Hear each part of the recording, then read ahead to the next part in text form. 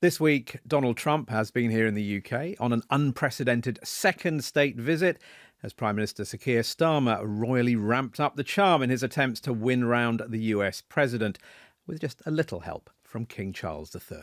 In 2 world wars, we fought together to defeat the forces of tyranny. Today, as tyranny once again threatens Europe, we and our allies stand together in support of Ukraine to deter aggression and secure peace. Observers in Kiev will be hoping all the pomp and ceremony goes some way towards softening Mr. Trump's resolve to only introduce new sanctions against Moscow once Europe stops buying Russian oil. In a primetime interview on British television, Volodymyr Zelensky insisted the US should be strong enough to go it alone on sanctions, rhetoric echoed by the growing number of Republican senators who are reportedly becoming tired of American inaction. And with events in Gaza expected to dominate the agenda at the UN General Assembly in New York next week, Ukraine's president will hope the UK and others are able to keep Ukraine on the mind of key decision makers in Washington. Well, as always, our team are here to answer all of your questions on where we stand after a week of soft power diplomacy. I'm Vitaly Shevchenko. I'm James Landale. And I'm Jamie Coomarasamy. Welcome to Ukrainecast. Ukrainecast from BBC News.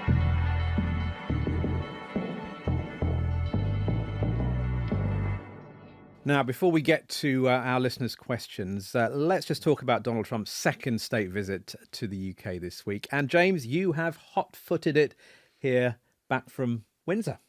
I have, after not much sleep. I mean, look, I suppose the big question is how much difference does it make? How much difference does rolling out the red carpet in this way actually make when it comes to influencing policy, influencing how Donald Trump thinks and acts when it comes to Ukraine? I think the first point is, let's be honest, it's a transaction. We are deploying soft power in the hope of gaining influence. So you need to be explicit about that. Secondly, I think, British diplomats and others know that there is a limitation to how much you can earn by all this flattery and the pomp. But you do earn something. Donald Trump, having spent all yesterday watching him, was genuinely engaged. He was genuinely enjoying himself. And the British government was genuinely earning political capital, diplomatic brownie points, call them what you will. And that is something that they hope to leverage, in the future. Donald Trump said that, when he comes and thinks about the UK, his heart is warmed. And I think what the British will want is that warmth to linger on in the future. So that what it does is it sort of gives the British government and the Prime Minister today and on other occasions a chance to bend his ear, to get a hearing.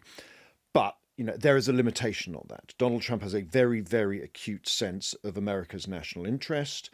And somebody, I can't remember who it was, not my line, but said that the flattery, the fawning, gets you a hearing. It gets you into the door, but it doesn't necessarily help you win the argument.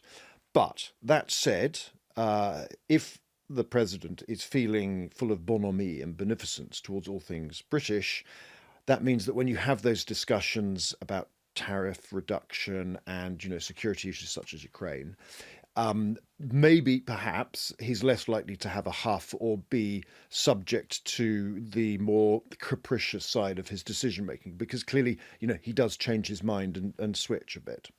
Well, let's turn to where Donald Trump seems to be at the moment when it comes to Ukraine, because his current position is that new US sanctions on Russia will hinge on whether or not Europe stops buying Russian oil. And we heard Volodymyr Zelensky's response to that on Sky News this week. And of course, it's a big help for Americans to put pressure on Putin. But we need to understand that we just can't wait for all European countries to stop relations with Russia, whether it's oil or gas. So in this, he is right. Europe should stop purchasing fuel and gas. But we shouldn't wait. I disagree with that. I think the US is strong enough on its own. Lots of interest in this particular subject. So let's turn to our first question, and it comes from Graham. Hello, Ukrainecast. This is Graham from France. President Trump has threatened sanctions on Russia, but only if Europe stops buying oil from Russia. Generally, only Hungary and Slovakia buy oil direct from Russia. Why doesn't the EU and Trump fine or sanction those countries? France does buy liquefied natural gas LNG from Russia, but as an electricity exporter, surely it could leverage LNG from other countries. So, Vitaly, just as we got a sense from that question that there are gradations to this, just if you can just lay out which European countries are currently buying Russian oil. Well, the question that Graham's asking is really at the heart of what's going on, because a third of Russian state revenue comes from oil and gas. Now, after the full-scale invasion, the US and the UK, they banned Russian oil and gas, but the EU only banned Russian seaborne oil imports, not piped oil, and it's still okay to import Russian gas into the EU, which some EU countries are still doing. But when it comes to oil, the two buyers are Hungary and Slovakia, and their dependence on Russian oil is growing. As far as we understand, Slovakia buys pretty much all of its oil from Russia, and Hungary's share, or Russia's share in Hungarian oil imports rose from 61% to more than 80%. So this is what's fueling the concern. More than half of Russian liquefied natural gas imports are going to the EU. So this makes a lot of people say, well, look, you are giving fuel to the Russian war machine. For example, Hungary and Slovakia, since the start of the invasion, I'll just keep giving you figures, but they're important. Since the start of the invasion, they have paid close to $6 billion in tax revenues for crude oil alone to Moscow. $6 billion. That's a lot of money. You can buy a lot of, or make a lot of missiles and drones with that money. And James, in terms of what Graham asked, I mean, specifically on oil, he talked about Hungary and Slovakia, the countries that buy oil directly from Russia. Why doesn't the EU and Trump fine or sanction those countries? I mean, let's leave Donald Trump to one side. I mean, what can the EU do? Can it fine? Can it sanction those member states? An EU member state cannot be sanctioned by another because EU sanctions are agreed by unanimity. All EU countries have to agree before they impose, which is why every year when sanctions on Russia and other have to be renewed, there's always a little bit of tension, because what happens is that one member state tends to use that moment to leverage something else out of Brussels that it wants before eventually it sort of tends to give in. So no, I think that the idea of economic sanctions on Hungary and Slovakia, not going to happen. There are ways within the EU system of imposing some costs on individual member states, but it tends to be a cause of long, protracted rows, because the point about the EU is it is a legal body before it is a political body, and therefore everything has to be done by the rule book, and that tends to take time, and member states exploit that slowness to do stuff that not all other member states agree with. I suppose when it comes to Trump, we should point out people in and around the Trump orbit have very close relations with Hungary. I mean, in terms of sanctioning, that is probably unlikely. Yeah. But look, let's turn to another question on this, because as I mentioned, a lot of interest in this. So on a similar theme, Stuart has been in touch with this. Hello, Ukrainecast. Hungary and Slovakia have indicated that they will not stop purchasing Russian oil and gas. Turkey is apparently trying to ride two horses and stay on good terms with both NATO and Russia. Has President Trump found a perfect excuse not to sanction Russia, or is there a chance that Hungary, Slovakia and Turkey could find alternative sources of fuel? Thanks for that, Stuart. And Vitaly, what about that question then of alternative energy sources? They exist. For example, Croatia has offered its Adria pipeline to Hungary and Slovakia, which could be used to supply alternative oil from alternative sources. When it comes to gas, it's slightly more complicated because Hungary and Slovakia are landlocked, but it could potentially use liquefied natural gas delivered to terminals in Germany or Poland, Italy or Greece. So it's possible. And James, I mean, the second half of that question about whether or not this is a perfect excuse that Donald Trump has found not to sanction Russia. I mean, this being a pretext just to keep the thing moving along as it has been. What do you think? Well, I think the first thing is that Trump is on a journey, and that is very, very slow, and it's a stop and start. But the general assumption at the moment is that he is getting more frustrated with Russia. And it's a stop-start, and he blows hot and cold and goes both ways. But what he's nervous about is demanding that other countries stop buying cheap Russian fuel, particularly India and China.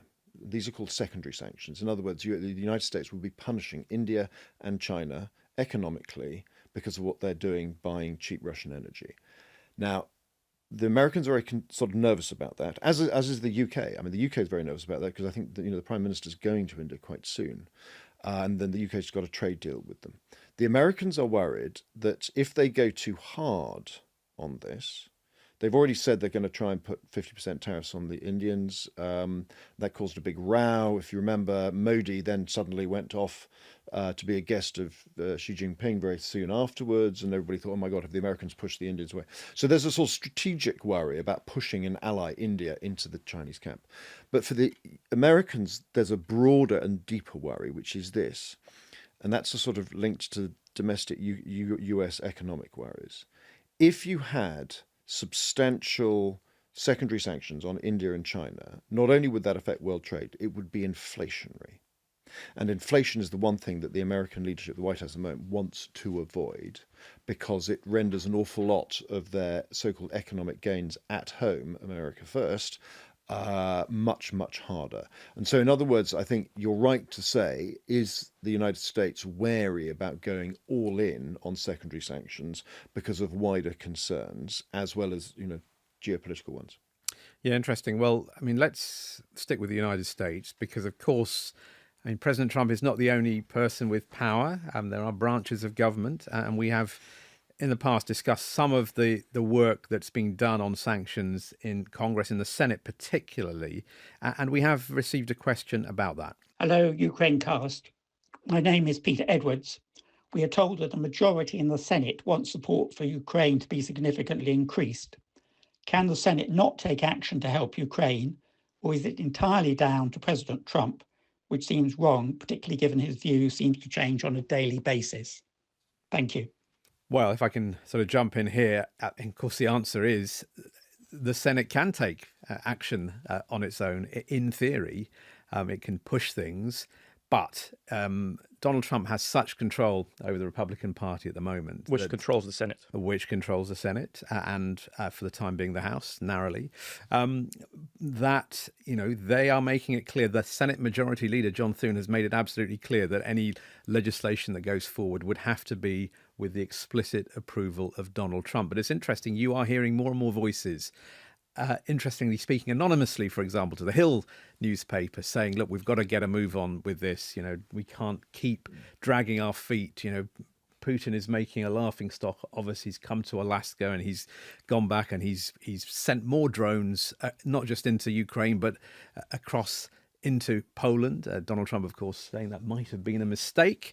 But there is frustration. You really get a sense that senators are getting frustrated by this and by the way that absolutely nothing changed after Alaska. And, the question is that going to have an impact on Trump's thinking? And it might be that power, that influence of Congress grows as we get closer to the midterms next year.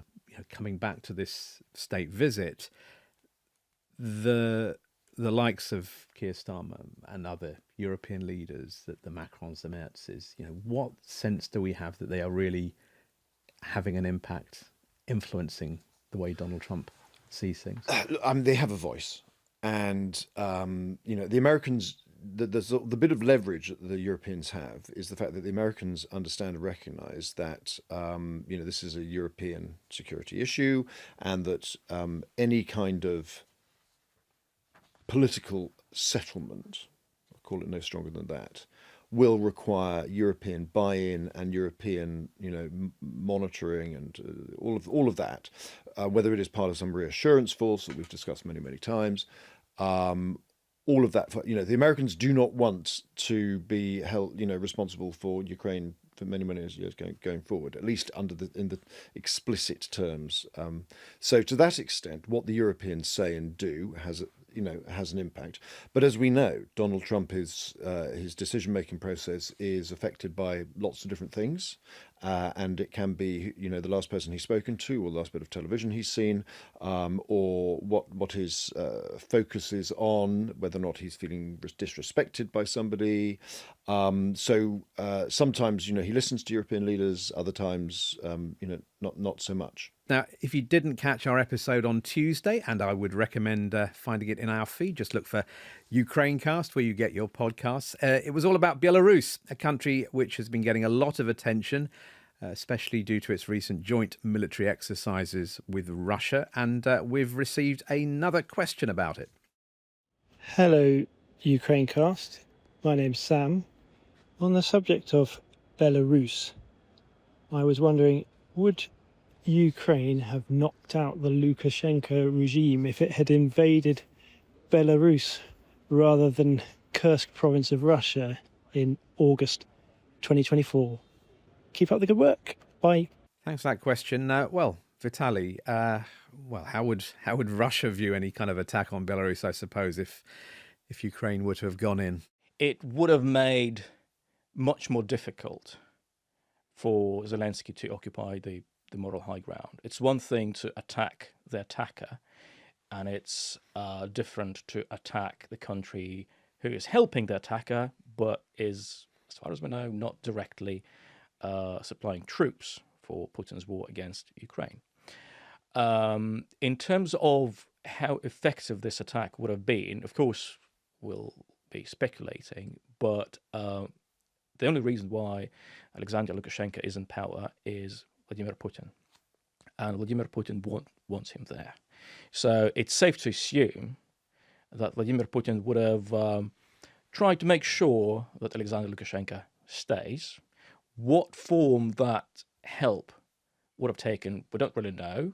We don't really know how far Vladimir Putin can go. But my view is that such a theoretical potential attack from Ukraine on Belarus would have had very, very limited impact. And what kind of army does Belarus have? It has an army. It's not as experienced, not as well equipped, not as massive, obviously, as the Russian army or even Ukrainian army. They, as we discussed last time, they've been practicing together with the Russian forces as well. But how much use they can be, it's questionable. I mean, do you think if there had, I mean, we're talking theoretically now, but that was a question. Would Russia have actually sent its troops into Belarus to defend? It has troops in Belarus anyway. It fired missiles from Belarus at Ukraine. It used its infrastructure. So yes, those Russian military forces that Putin had in Belarus, of course, they would have got involved somehow. But the key point I'll make is that there was no reason for Zelensky to do that. Especially when he was so distracted, so busy defending his own country in Ukraine, and what he was trying to achieve, but by attacking Kursk region, was to distract Russian forces from places like Donetsk or Kharkiv region. And you will remember some of those Russian drones that were shot down over Poland entered the country via Belarusian airspace. And Tom has been in touch to ask a bit more about what was considered a major incident by NATO allies. Hi there, Ukrainecast. I had a question about the drones that have been hitting Ukraine recently. As there are hundreds of them, are these drones all controlled remotely, or are there hundreds of soldiers controlling them? Do they fly in groups? 19 drones ended up in Poland. Is that possible that this was like a flock of drones that went off course? Thank you very much. Flock, is that a collective noun for drones? It is now. But Vitaly, look, to answer that question, just perhaps you can explain a bit about how these drones work and how they're controlled. They can fly in flocks, but not the ones that we think entered Poland. They seem to be of the Gerbera type, which is similar to Shahed drones, or Geraň as the Russians call them, and they are sort of individually controlled. They fly individually, and to suddenly lose 19 such drones, that's inconceivable in my view. I would argue that this is a deliberate intervention or an attack, as some say. Now, when it comes, because they were in different parts of Poland as well, weren't they? Yeah, they didn't all land in one place. Now, drones, they can fly in flocks. They can be deployed from mothership drones as well. There are all sorts of ways in which they can be controlled using airwaves. They're using fiber optic cables. Increasingly so, I think. Increasingly so. Using local mobile networks. They have SIM cards in them. Another option is to fly relay drones to extend their range. There's a real reconnaissance or an attack drone sending back its signals to a relay drone or relay stations on the ground, and that signal then reaches operators. And we're talking possibly thousands rather than hundreds if we take account of the drones that are deployed on the front line as well. We began by discussing one diplomatic showpiece between two countries, this state visit. We're going to end by looking forward to next week and a rather bigger multilateral, multinational gathering, the major one, you can say, the who's who of international players will be in New York at the UN General Assembly, and you will be there too, James? I will be there. So Gaza will presumably sort of be the dominant issue. Will Ukraine figure highly, do you think? You're right that Gaza will figure, at least initially, because the expectation is that some European countries, the UK, the French, and others in Australia and a few other countries, and some other European countries, will formally recognise Palestinian statehood for the first time, and that will be controversial, and it'll raise lots of debate, and that will dominate, I think, the beginning of the week. But the thing about UNGA is it's very difficult to dominate UNGA, because UNGA is a sort of amorphous, sort of diffuse, rolling thing. And actually, the significance is not, do you dominate headlines? The significance comes in who do you meet? Who do you see?